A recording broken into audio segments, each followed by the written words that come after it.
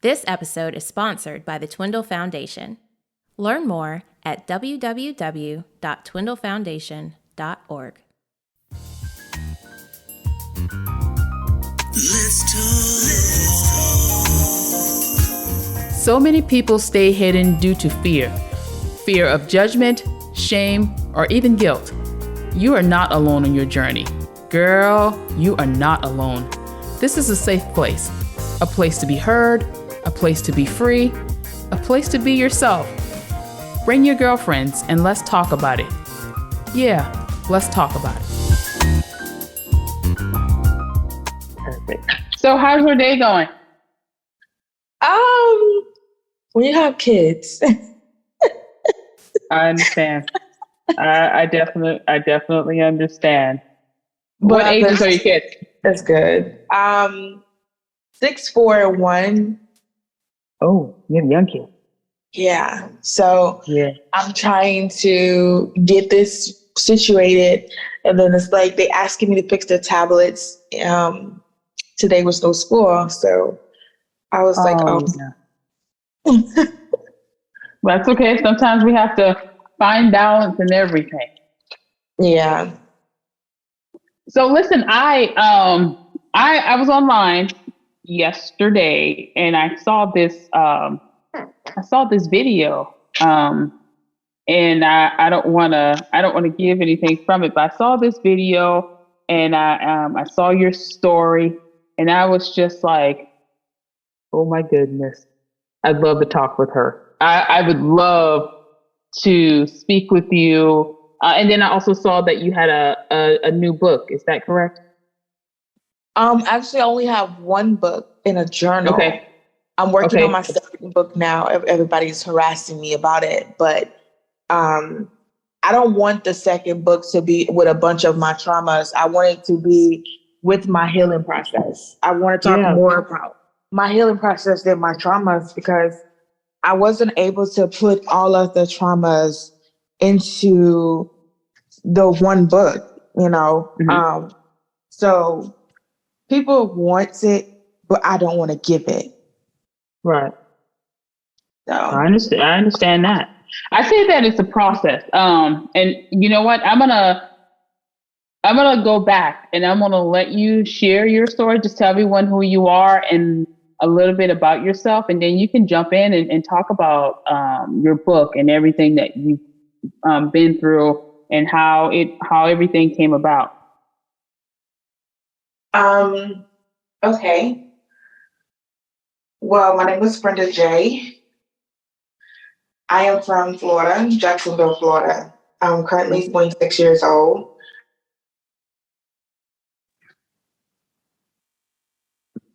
I share my story about me being diagnosed with HIV at the age of 19 years old. And to get the understanding of how I got to the place of being HIV positive is that it all started in my childhood. Sometimes people don't realize that, you know, they look at people and judge people by their lives and lifestyle or the things that they did, but nobody wanted to go to the roots and understand, okay, how did it start? Why did it start? Well, Brenda had a sex addiction since she was 8 years old. Like, the fact that I knew what an orgasm was at 8 years old, and I felt like I had to have it every single day, that it never stopped until like 2 years ago. So the question is, how did it started and who did it start with? Should be people question versus, oh my God, she's a whore, or oh my God, she's this and she's that. But did you ever ask her, where did it all start? That would definitely be the place to start, because in my head, I'm just like, okay, wow. How did that come about? Like 8 years old. And how does an 8-year-old know about an orgasm? How does an 8-year-old know anything about sex? So I'm going to let you keep going. I'm going to let you keep going and share your story. Okay. So my mom, she married into a family that believed in incest. witchcraft, and more. My mom, she was young. She didn't know better herself.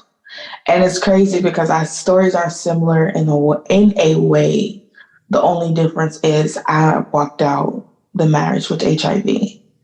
My mom was really young and she had 2 kids.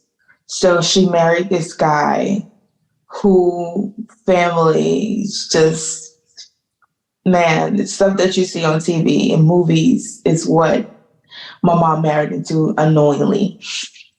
He used to beat me for no reason. Um, he used to beat me just because I looked at him or just something triggered him in another way. He used to just take his anger out on me. And he did it with so much force and anger to the point that in my heart, I started becoming rebellious and angry all the time. My mom, she was never really around because either she'd be at work or she would hang out to the club with her friends. Back in the day, the club thing was on a whole nother level. The majority of the time of my life as a kid, we stayed with his mother, and not knowing that she's a head of, being a witch. She's the head. She taught her children witchcraft, and she knew about the incest that was going on in the families, but she allowed it. She would look the other way, turn the other cheek. That's how she was the type to sweep it under the rug, knowingly all of this was going on. So as a child, living with the grandmother at the time, she will have so many people living in her home. Doesn't matter how many girls or boys there, we all would basically sleep in one room. And the crazy part about it is I was sleeping in her room and they would come get me out of her bed. And as a mother, when my husband gets out of the bed and I feel him get out of the bed, I am alert. I am 100% alert. And I'm like, where are you going? And it's not that I don't trust my husband. It's the instinct that I grew because of my childhood. So when I felt my husband get out the bed, I would instantly get up because I have girls. So Right. I know that is something that I developed because of my childhood. So they would get me out of her bed and they would molest me. They would rape me. It would be just more than just touching. They would penetrate me in the anal. Ever since I was a little girl, I was getting penetrated back there. And I would have to put it in my mouth, and I would have to keep that secret and I would have to keep that anger. And a lot of times I used to be this like really sweet young lady as a kid until this started happening to me. I became more rebellious, more attitude. And, oh my God, people are quick to be like, oh, she got an attitude problem. Oh, she this, and she thinks she grows. No, baby, she's crying out for help. She's asking you for help. But the only way that she can express how she feels is acting out because she feels like nobody understands her. But instead of you just assuming that, nobody takes the time out to talk to a child anymore. My husband would never understand why I would grab my 6-year-old and put her on my lap and rock her like she's a baby and let her tell me everything that she want to tell me, no matter how boring it is about the little girls in the school, eating lollipops and stuff. And one girl roll her eyes. It doesn't matter what she want to tell me. I'm going to listen because I know what it feels like to not have that motherly love from my own mom. And I already felt abandoned by my real father because my stepfather wasn't worth crap. So I already felt abandoned by my real father. But then my mother, she couldn't give me that love and the attention that I needed. I love my mom, but I'm always feel this way about her, but I feel like she hates me. And I'm sorry, I'm not going to fake it for nobody. And I always say this, I believe my mom hates me in a way, and I would never understand it. And at first I thought it was just me, me and my trauma, but my husband confirmed it himself. He's outside looking in, and we've been together 6 years. So the fact that the grandmother knew all of this was going on, and even when I had the courage to say, no, I'm not gonna, do it anymore, I thought I had the courage to say no. Like, I thought I had a voice to say no. But the thing is, once I say no, I'm getting beaten by them. Wow. Now, are these are the guys that did this? This is your stepfather's family members. So tell me this: what age were you when you were able to finally get away? Get away from who? The family, or Yeah, from everything that was going on. How did you get help, and at what age were you able to finally just get away from all of that, for it all to just be gone or stop happening? the day I met my husband, 21 years old. You said at 21 years old? Yes. Wow. So from the age of 8 to 21 years old, you were being molested and taken advantage of by family members. It started at 7. Oh, 7 I years didn't old. I'm sorry. I didn't get to sex until I was 8. Got it. And so so when you were able to, finally talk about it, who were you able to feel comfortable with to open up and share, what happened? So when I did share it with my mom and her, and at the time my mom's ex-husband, I thought I had the guts to finally tell them, because I was tired of it. I was ready, for it to stop. But unfortunately, it's not the outcome that you expect,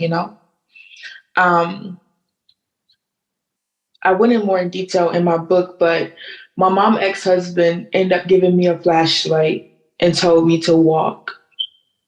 And it was like 3 or 4 o'clock in the morning in the hood. And he told me to walk because I'm breaking up his family. Because I finally had the voice to tell my mom that his family was molesting me every single day. It's like there's no break. And my mom started asking me questions like what it tastes like, what it looks like. And for a child to know what that is crazy. Because just as a 26-year-old now, I remember exactly what I told them. And as a 26-year-old, I'm realizing that a child shouldn't even know what it looks like, what it tastes like, none of that. And my children, my oldest, she will be 7 this year, and she can't even tell you what sex is. She know what good touch and bad touch is, and she know that she can come to mom about anything, anything. My children know they can come to me anything. They even tell on adults. They don't care. Growing up, you would hear people say as a kid, don't call an adult a liar. If they're lying, call them a liar. Because mommy needs to know if they're lying. Because I used to be intimidated with that as a kid. Don't call adult a liar. So you said I'm lying. You're putting fear in my heart so that I will say, oh no, I'm not saying you're lying. And then here I am still dealing with the trauma because of the intimidation of don't call an adult a liar. Now, it's the difference between being disrespectful to an adult and calling out an adult when they're lying, you know? So that intimidation used to scare me to even come out sometimes. So I finally had the courage to finally tell my mom and her husband. And unfortunately, that didn't work out for me. And I did forget this, but my mom did say she took me to the doctor. But because I waited a few years later to go there, they claimed that, it's nothing that they can do because they were smart. They knew to do me anal. I didn't get penetrated in my front until I was gang raped by my godbrothers. That's when I was no longer a virgin. And it was 3 of them. And they took my virginity from me. They was my brothers. They used to protect me, you know. When I went over there, I felt free from being molested and raped, And then I guess I developed enough breasts and butt and thighs to the point they felt like I was their sex doll. And I was like only 12 or 13. Oh. Did you have any other siblings, or were you the only child? I'm the oldest on my mom's side, the baby on my dad's side. Got it. And were you the only one? Well, you said that there were other people living in there. I was going to ask, were you the only one that was experiencing that? Just wanted to know if you were able to, talk with someone else that lived in there. Like you weren't the only one that was going through it. That's why I asked if you were the only child. I can't speak on their situations out of the privacy of my siblings, but just know I can say is I learned a lot once I became an adult. Got it. That's when people sometimes are able to share.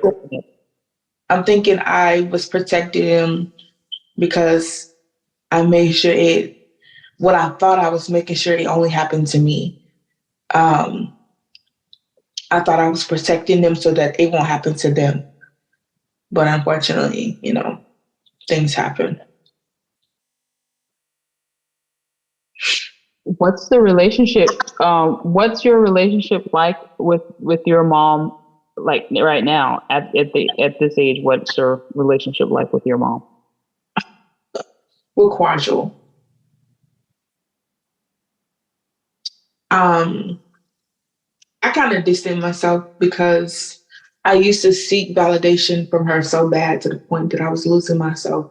I was willing to put whatever she asked me to do first versus my family, myself, my self-worth, everything about me, because she would have me do things for my siblings who she know disrespects me, spits in my face, and my heart.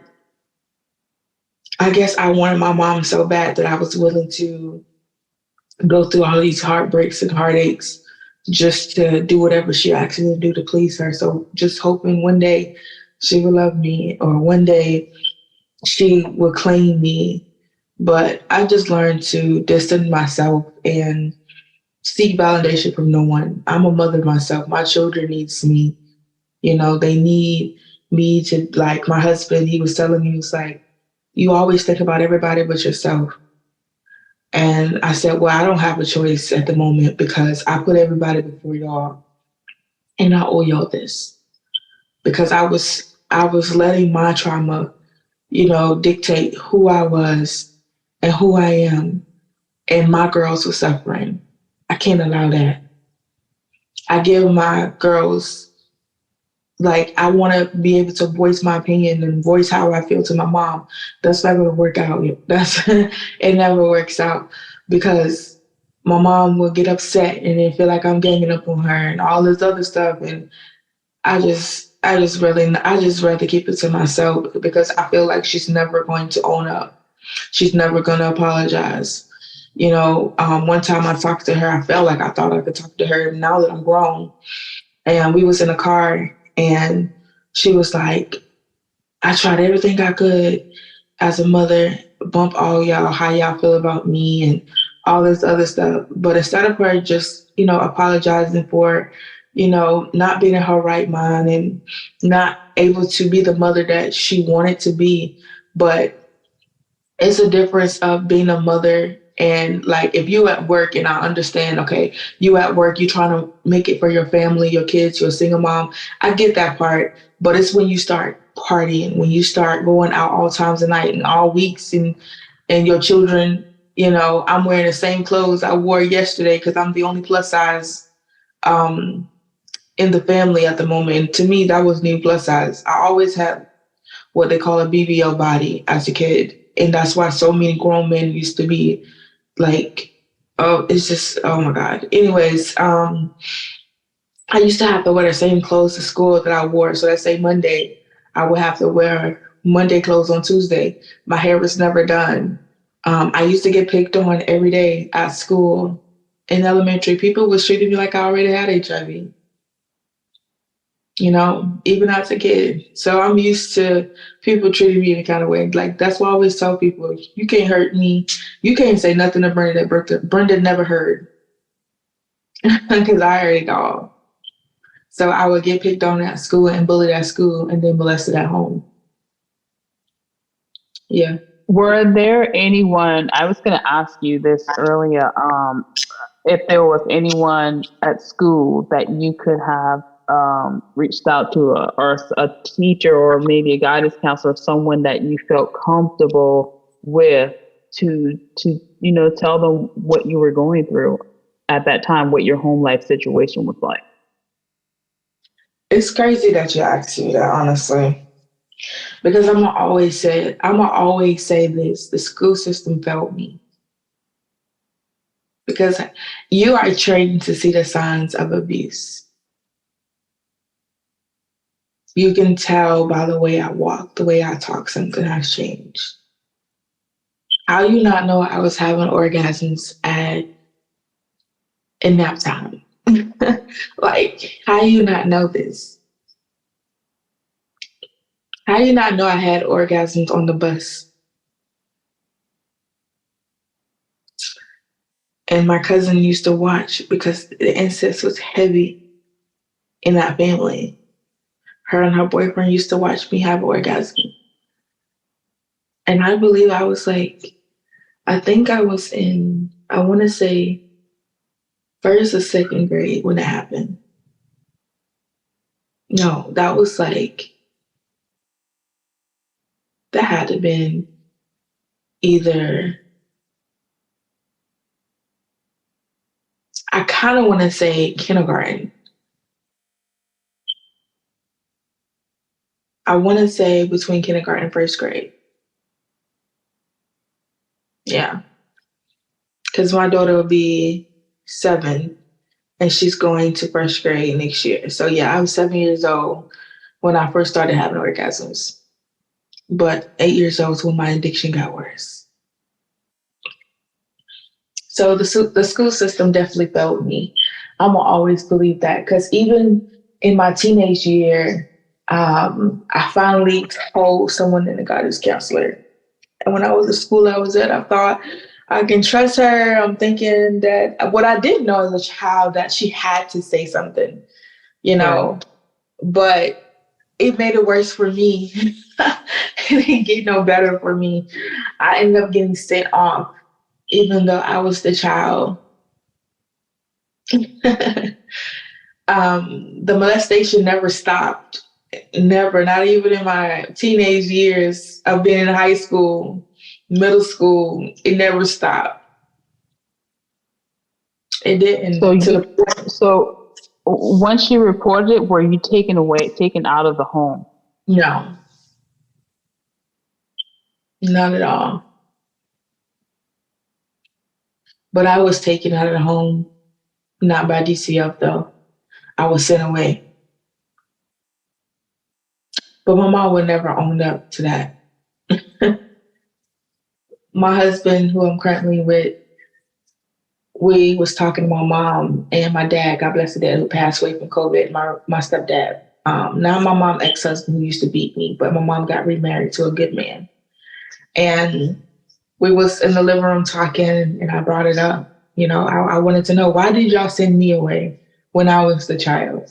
And the answer was, nobody sent you away. So what do you call it? What do you call when a grown married man, suck on another child's breast and beg her to eat her out? Because it'll make her feel good when he have like all those girls himself. He's married. But your daughter gets sent away with another family member that she don't even know, who damaged her, who brought her self-esteem so low to the point that I believe that I was not even pretty. I believe that all I had to offer was my body. I believe that I wasn't worth nothing. I had no one I could trust. So that made it worse. I never had a break. I am the age of 26 years old. I am just now living.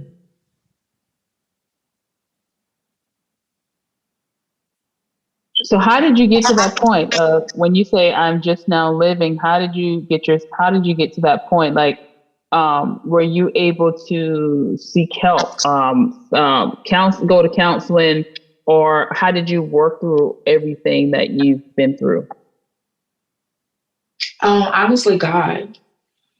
Asking God to show me things that I need to work on.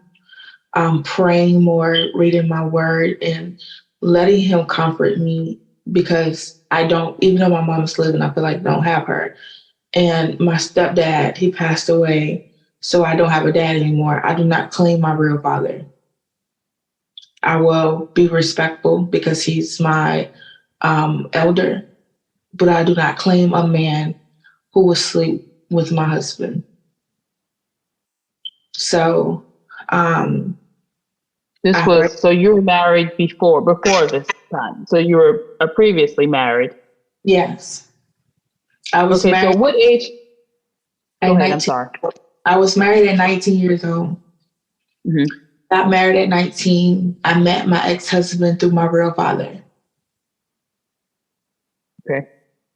My real father introduced us knowingly that my husband was not only was he bisexual, but he also knew he was HIV positive.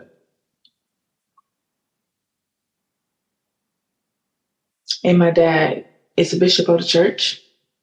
He's the one that married us. Yeah. He married us knowing he was sleeping with my husband the whole time. So your dad was HIV positive as well? I cannot speak on that verbally. Got it. But I always tell people to read the first 2 or 3 pages of my book. But I can't answer that verbally. Mm-hmm. But let's just say my ex-husband didn't give him HIV. I'm going to say that. Got it. So how did you find out about the relationship that your father and your ex-husband had? The text messages in my ex-husband's phone. My ex-husband was a trick where he tricked with men. He get paid to have sex with men. I found that out the hard way. I went through his phone and I saw the text messages, I saw the pictures, and my older sister, she was like, I don't know why you're so surprised, because you know how our dad really is. Yeah, he's the bishop of the church, but you know him for real. And I'm surprised because out of all the men in the world, you chose your daughter husband, but thank you in a way for exposing him to me. But it was a hard pill to swallow. Now, to keep myself out of jail, I would not say my response to that, but just know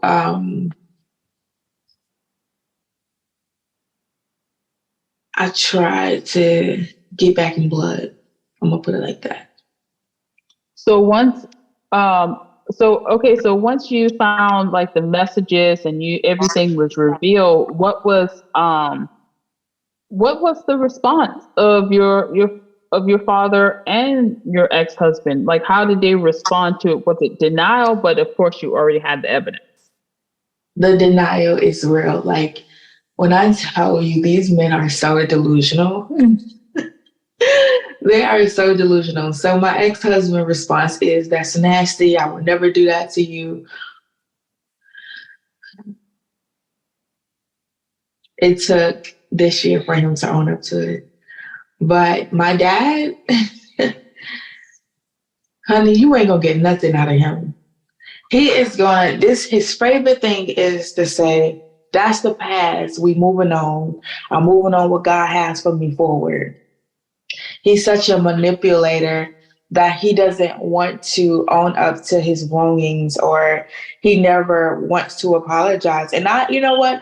I honestly don't expect him to apologize, because he told me when I first got diagnosed with HIV that if he can live with it, so can I. That was his response to me. If he can live with it, so can you. I don't know why you locked him up. No, baby, you just mad because you cannot be bent over anymore because he's locked up. That's why you're really mad.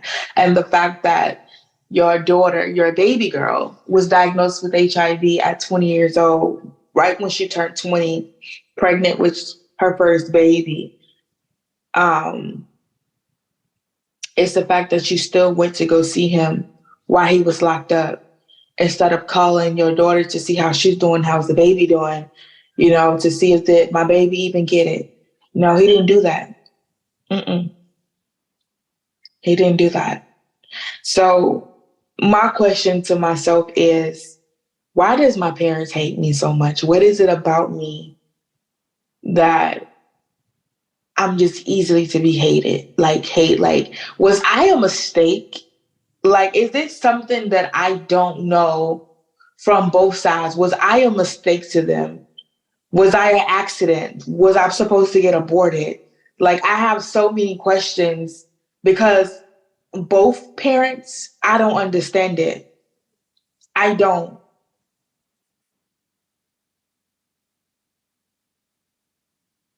It's definitely a lot to process. Definitely, you've definitely endured a lot. So after you're pregnant and you had your first daughter, how did you feel about that? And so your first daughter was it's the child of the ex-husband. So yeah, how did you feel about that? After, not as if you would feel some way towards your child, but how did you feel, like, just, after everything that you endured and what you went through, and then the process of dealing with that ex-husband, and now you're because now you're a single mom, right? Was he locked up? You said he was locked up at the time. So now you're a single mom. So what was that like? Did you have to move back in with the relatives, or were you able to just move forward on your own? So that is actually a good question. I actually had to run away from my ex-husband before I even found out I was HIV positive. I ended up in the domestic violence program, and then I ended up in the pregnancy homeless shelter called Breon House in Tallahassee, Florida. So I ended up there.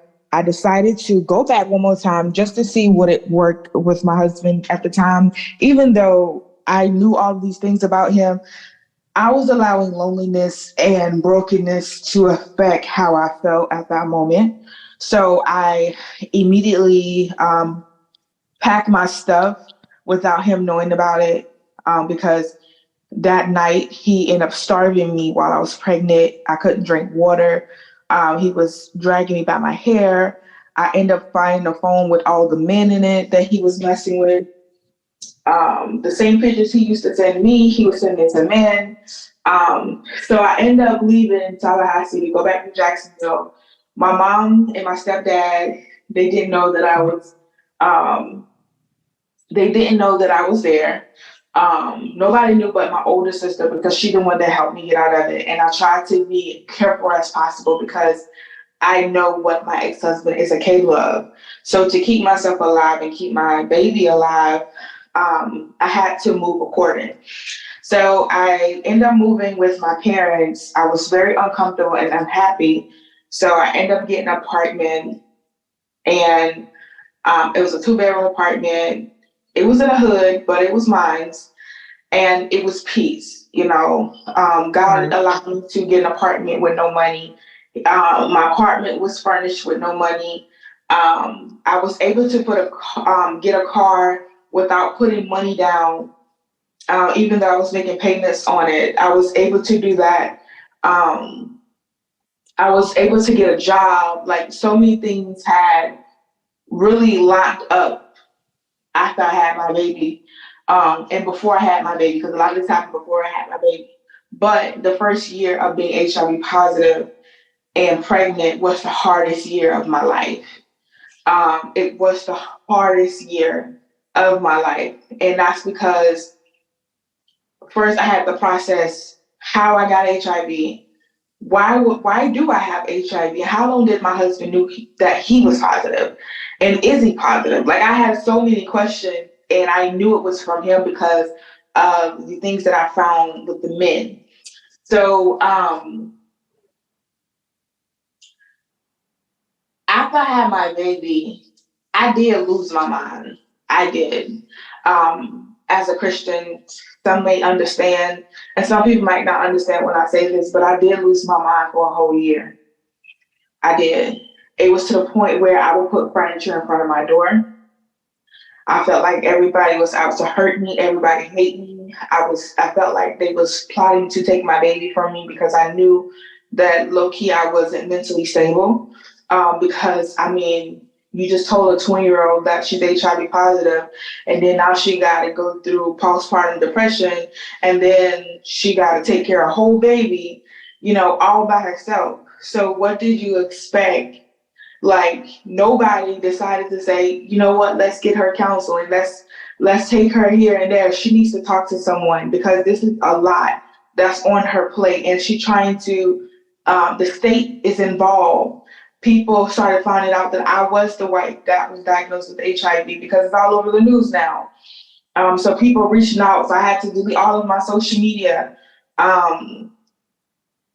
It was really hard for me. Like, that's why I do what I do now. That's why I Am Brenda J was even invented, because that very moment of losing my mind and not having nobody to tell me that, listen, Brenda, even though you're HIV positive, there is life after HIV. You still can be who you want to be in life. You still can have children. You still can have a family. It's going to be hard, but that's okay. Life is hard. You're not your diagnosis don't define who you are. So that's why I became I Am Brenda J. The problem is that a lot of people, when the father don't want the mother, or the situation with the mother and father, the mother take it out on the child. But me, I use my baby to be my healing process. Because yes, I had a baby from him, but she also came from me. And she the best version of him. So I couldn't get the best version out of him, but he would have one baby with me. And I never looked at my baby as a problem, or I never hated her. I loved her. I loved her because she's the reason why I'm still alive, because I tried to kill myself. But when I look at her face, she's the reason why I had to protect her. As long as she's living and as long as I'm here, I have to protect my baby. So I live to protect her. So now she is about to be 7 this year. And I'm still like that with her. Because when I look at her, she don't realize she's the reason mommy is still living and breathing at this very moment. That's good. That's good. So how did you, were there programs that you went through to kind of help you to understand and navigate through everything that you were going through? No, I went through this healing journey on myself. So there weren't any resources available, or you just didn't look for resources that were available? There were, but I'm gonna put it like this: they're not as active as they should be. I'm young, have no clue what all of this is, and you're telling me that nobody is reaching out to this young girl, nobody is scheduling. Like, I asked for a counselor over and over. Who is my counselor? I want counseling and never got it. So I just went through my own healing journey. And it took other advocates last year to convince me to open up and talk to other people that's HIV positive, because I feel like, they didn't reach out. They didn't do what they were supposed to do to help save that girl. They're not doing enough. I'm gonna put it like that. They're not doing enough for us. So what was that like? What was that like once you, when you were able to reach out to other people that are HIV positive, and just knowing that there's a community of people that know and understand or have some type of idea of what you're going through and what that life looks like the how things, like, everything kind of alters, things change, and you see things differently. And of course, you have to learn to adapt to live with what's going on, or just face things. What was that like, just being able to meet different people? Because I always say that sometimes we walk through life feeling like we're alone, but when you find people that can relate or understand what you're dealing with or what you're going through, it makes things just a little bit easier, knowing that you're not alone. Well, honestly, it felt good. It felt like, it's hard to explain it, but it's like you can finally breathe, because you've been talking to, okay, I'm going to use this example. It's a crazy example, but I'm going to use it. It's like humans trying to talk to aliens. Aliens would never understand humans. Humans would never understand aliens. But when you talk to aliens, and you talk to human, they understand you. So talking to someone that understands what I've been through, the thinking process of it, the challenges that I have to face, it feels really good to be able to talk to someone who understands me, because it doesn't matter how many family members you have, if they doesn't have what we have, they will never understand us completely. Yeah. They will try, but they never will. Yeah, I get it.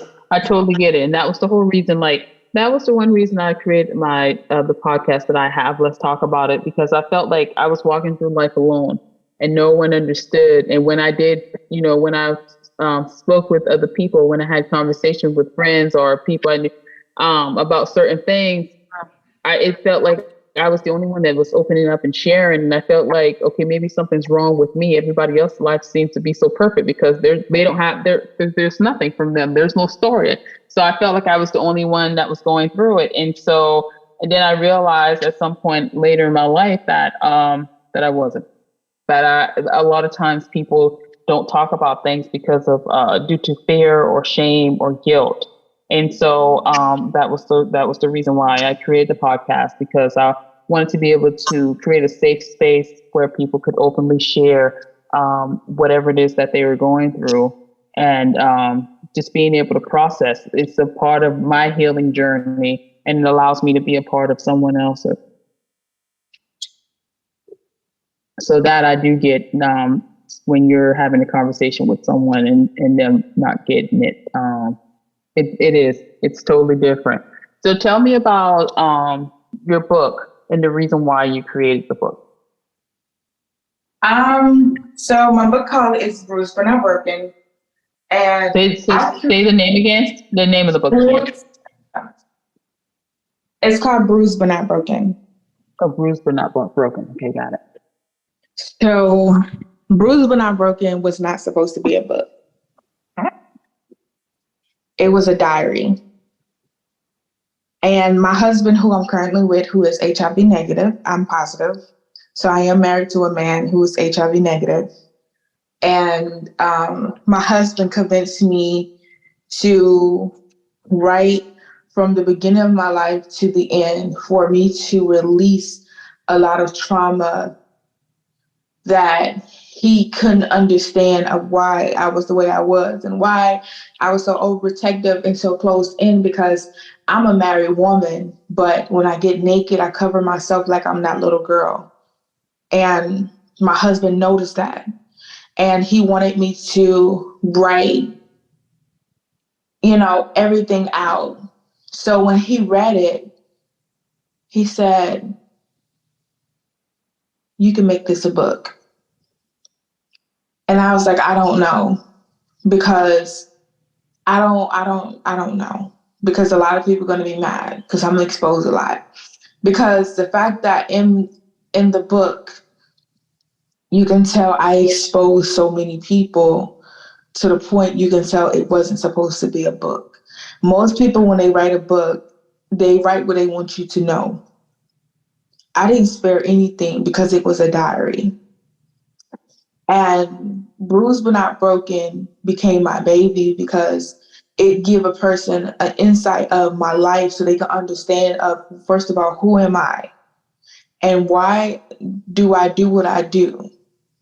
I'm an influencer and have been for 3 years now. I started on YouTube. My YouTube blew up 2 years ago. And then I started from YouTube to TikTok. And I almost have 200K right now on TikTok. I grew like crazy on TikTok. And I just started, taking my Instagram serious now that the other two platforms are growing. But the point of me doing this is to help someone else so that they won't be a victim. The point is to help people that already been diagnosed and just need that hope from someone.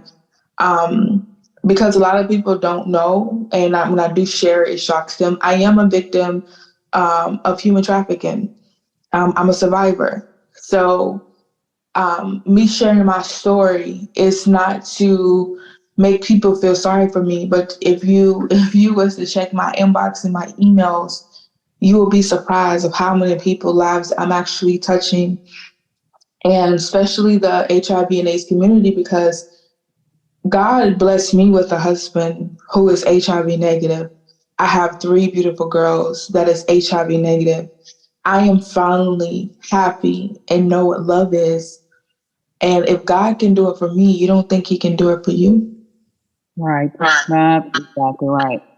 That's exactly right. That brings me to a question, something that popped in my head, because I know that there are going to be people listening to this, and you never know what people are going through or how your story is going to bless someone else or give them faith or confidence to be able to move on and have hope for the future. So after all that you've been through, after everything that you've been through, and then, finding out that, you're HIV positive, um,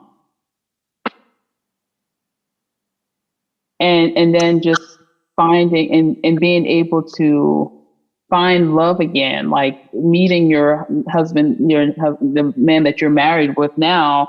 What was that like for you? What was that journey like? And tell me what was your emotions like? Like, were you feeling like you would never be able to find love again? Were you surprised when you found someone? How was it when you had to share your story, and how did you have the confidence, or what was your confidence like being able to explain everything that you've been through? And just because a lot of times people fear that they're not going to be accepted for whatever flaws that they have. So I wanted to kind of just walk us through that process of what was that like, just being able to meet someone else and being able to share your story and hope that that person would still love you for who you are and be able to move forward? That is actually a good question. So I always felt like after being diagnosed with HIV that I was never gonna find love. Nobody was gonna never want to be with me because I am an HIV woman with 2 kids, because I ended up pregnant again, not by my ex-husband, but by someone out of loneliness. And I always tell people loneliness is dangerous. Um, I ended up getting pregnant out of loneliness. So I had 2 kids and I said, who will want me? I'm HIV positive. I have 2 kids, blah, blah, blah. So my aunt, she's a prophet. And she told me, she said, Brenda, God is going to send you a husband who gonna love you for you and love your children. I'm like, whatever. Because after everything I've been through in life, it just feels like God just forgot about me. Like he don't love me enough to finally allow me to have my ever after. Because I mean, since I was a child, I never had a break. So I went home and I said, God, I can't take another hurt. I said, God, I can't take another hurt. I can't. I know I'm one of your strongest soldiers, but I can't take another hurt. I think HIV the maxed it out for me. And I told him that I didn't want another man that drink and smoke, because I dealt with that. I didn't want a man that was abusive, that was a liar. I didn't want another man that was living a double life. I don't want, like, I just started praying of what kind of man I don't want, because I know God will give me what my heart desired. And I'm desiring not to go through what I went through, like I did in my past marriage or past relationships. So when I did, when I did meet my husband, it felt like it was too good to be true. So God gave me this business. A lot of people don't know it's my business, but it's called Press for My Future Husband. And it's where you will get a journal, one of our journals, and you will write your own prayers about your future husband. Because, see, the prophet told me that my husband was coming, but I had to activate it by faith and praying to God about my husband. I had no clue who my husband was. And the time that I was praying about him, my husband said he had a dream around that time of me. He saw a dark, a dark chocolate short girl, and my husband is 6'2". I'm 5'5". So God was while I was praying for him, God was showing my husband who I was before we even met. So when we did meet, it's a feeling that is unexplainable. It's like you would know if he's the man that God ordained for you to have, you will know. There is nothing, them old feelings you used to have in your past relationships. No, baby. This have nothing on once God give you the man that he ordained for you to have, not what you want, he ordained. And I had to tell my husband that I'm HIV positive. I was nervous. I was, but I told him over the phone because I was afraid of rejection, because I've been rejected before. The fact that I wasn't born with HIV, I'm not used to having to tell a man that I'm HIV positive. And another reason why I knew my husband was the man that God ordained for me to have, because when I told him over the phone that I'm HIV positive, his response was, okay, so, and I'm just like, huh? Like, he just immediately accepted who I was. When we got off the phone, he did his own research on how to protect himself. And I knew that was God, because he could have got any other woman in the world. So I'm here to encourage a woman, HIV or not, herpes or not, or any other STD or STIs out there. If God ordained him, nobody can separate you.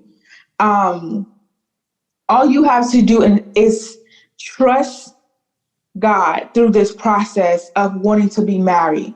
And when God gave me prayers for my future husband, there is a book out there, but I cannot give you I can't give you a book with prayers in it if you never been through what I've been through. I can't give you my prayers if you ain't never been a victim of human trafficking, molestation, rape, confused, homosexual. I cannot give you my prayers if you never been through those things. You have to write your own prayers because you have things that people don't know about you. So you need to write your own prayers about your future husband because it's not about just him. It's about you too. Because in my prayers is, God, allow my husband to be strong enough, or should I say, allow my future husband to be strong enough to deal with all my trauma.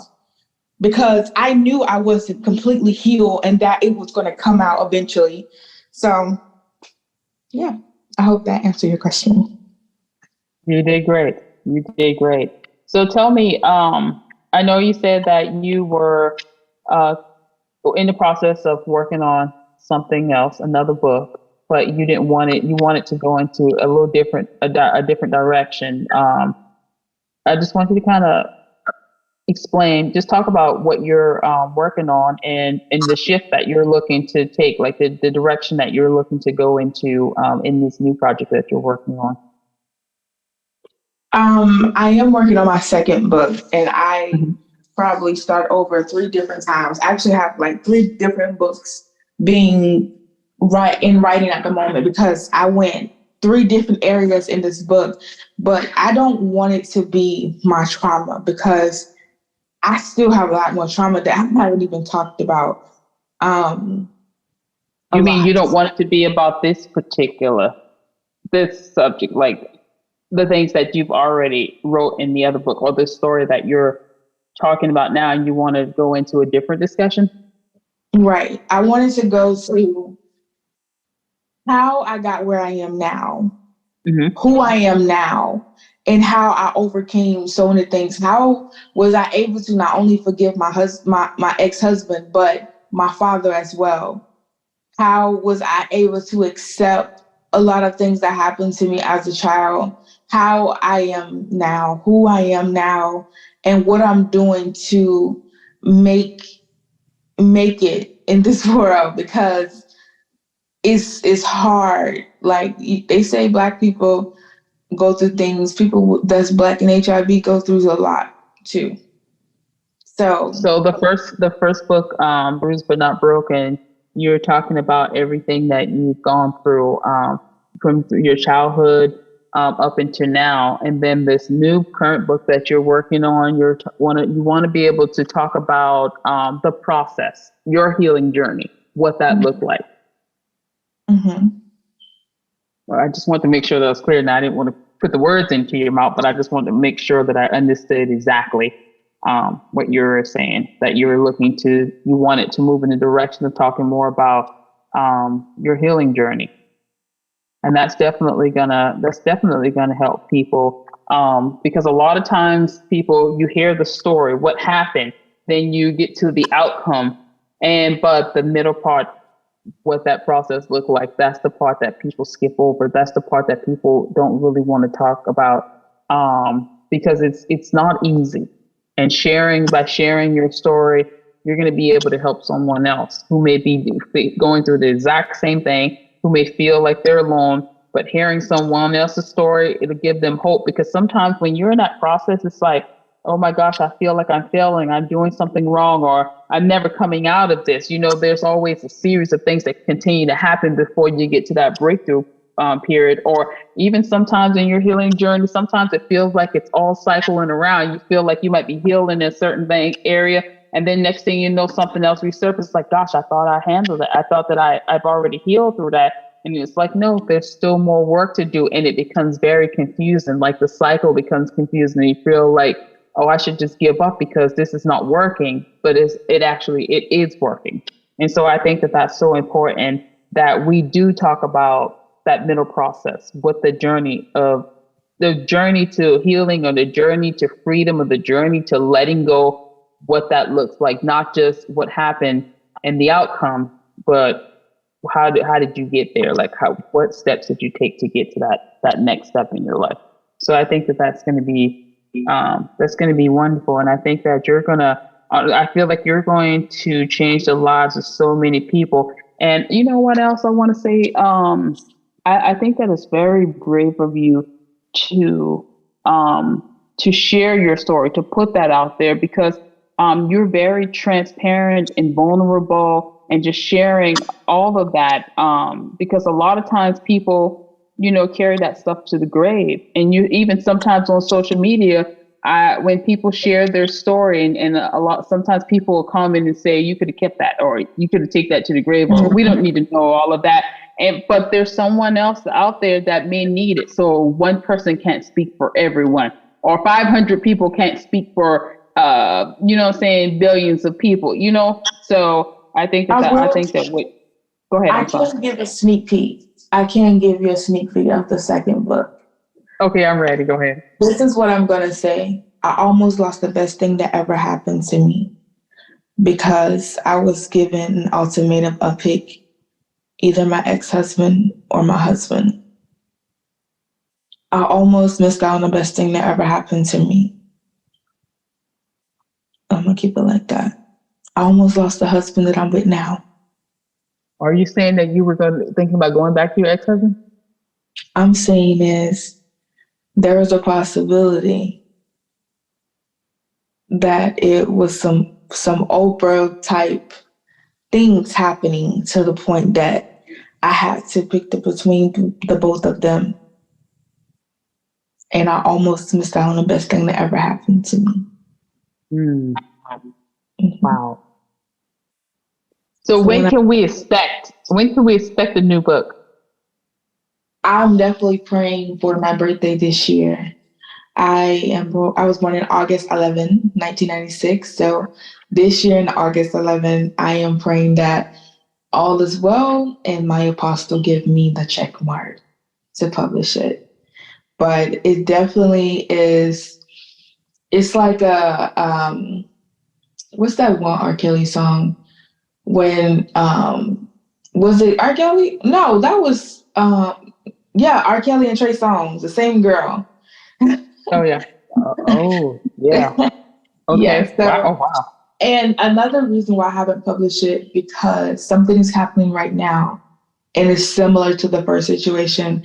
My ex-husband think that I'm still his wife.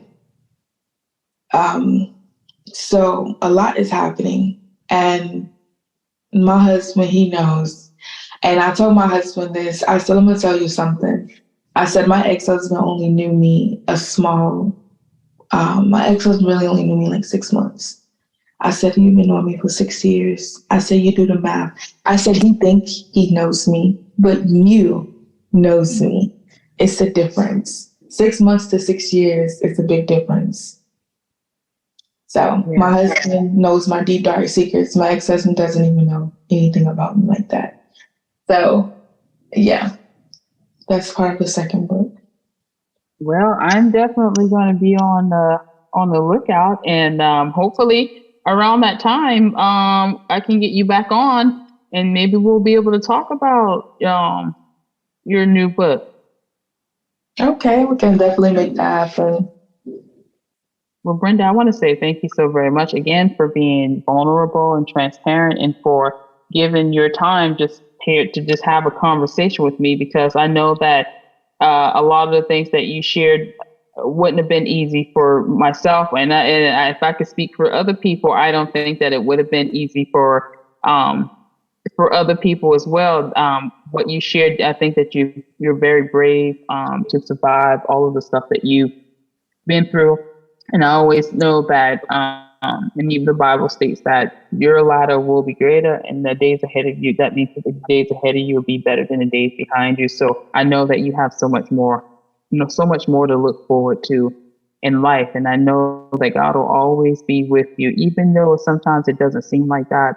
He's still always with us, no matter what we go through. I appreciate that. This episode is sponsored by the Twindle Foundation. The Twindle Foundation is a nonprofit organization dedicated to changing the wealth gap of African Americans and minorities by increasing homeownership. Did you know that 44% of Black families own their home compared to 73% of white families? A barrier to minority homeownership is student loan debt. Through scholarship, the Twindle Foundation is providing minority students with an opportunity to take on less financial debt. To give to the Twindle Foundation, visit www.twindlefoundation.org.